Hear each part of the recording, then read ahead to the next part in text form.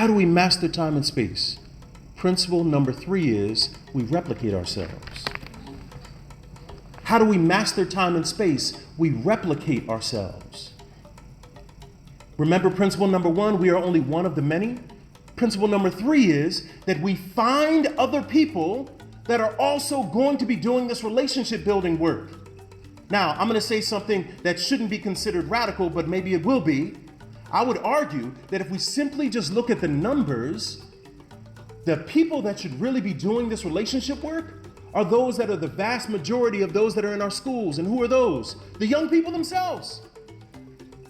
By any count, a class is maybe 1 to 28, 1 to 25, 1 to 35, right? Which means that you've got 34 other individuals that could also be doing this relationship building work. If all roads lead to the educator, if all roads lead to the principal, right? Then we can only have a certain number of connections.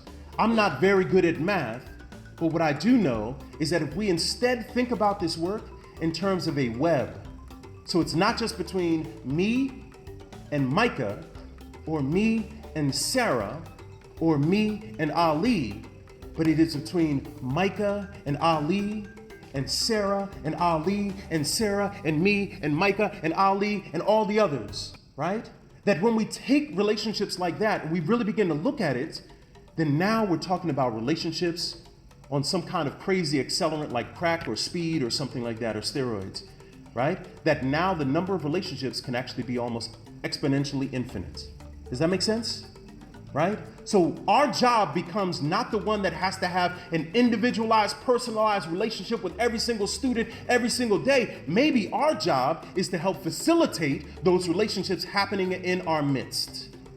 Right? Maybe our job is to figure out how can we build relationships between children. That is the work that we're doing with restorative practices. That is the work that we're doing with compassionate schools and trauma-informed care and all of the other initiatives.